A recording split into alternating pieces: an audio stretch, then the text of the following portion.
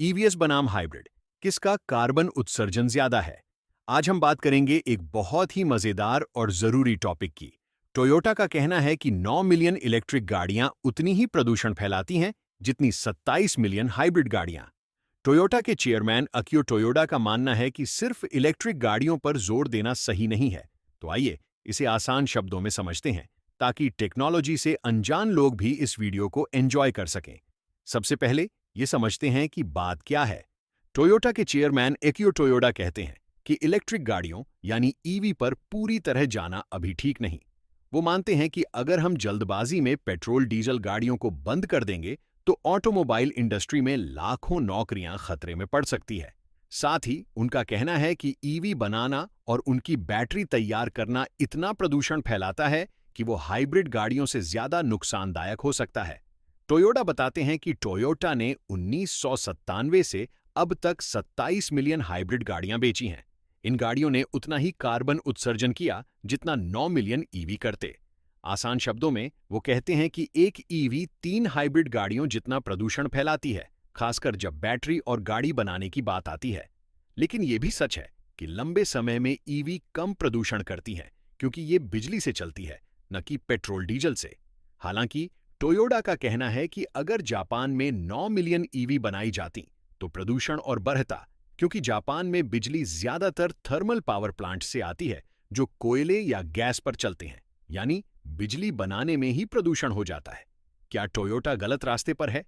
कुछ लोग कहते हैं कि टोयोटा ईवी की रेस में पीछे रह गया है और इसका भविष्य खतरे में है।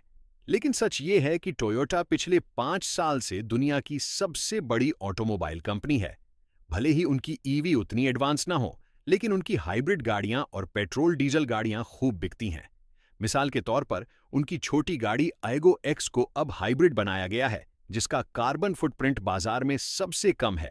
टोयोटा का मानना है कि ईवी कभी भी 30% से ज्यादा मार्केट शेयर नहीं ले पाएंगी। वो हाइब्रिड और हाइड्रोजन गाड़ियों पर ज्यादा फोकस करने की बात कहते हैं।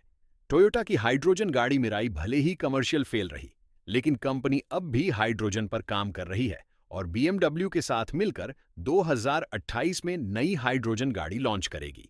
टोयोटा का दम क्या है? वो ये कि वो हर तरह की गाड़ी बना सकता है।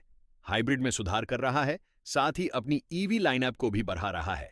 जैसे उनकी बीजेड सीरीज और लग्जरी ब्रांड लेक्सस की नई इलेक्ट्रिक सेडान येस और आरजेड।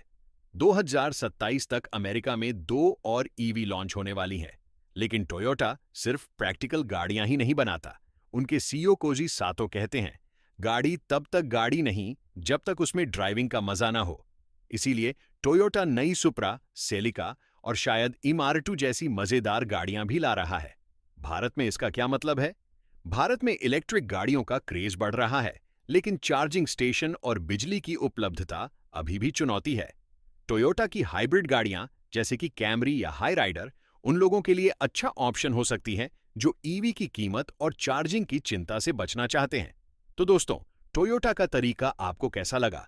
क्या हाइब्रिड गाड़ियां भारत के लिए बेहतर हैं या ईवी ही भविष्य हैं? कमेंट में बताएं। अगर वीडियो पसंद आया तो लाइक, शेयर और सब्सक्राइब करें।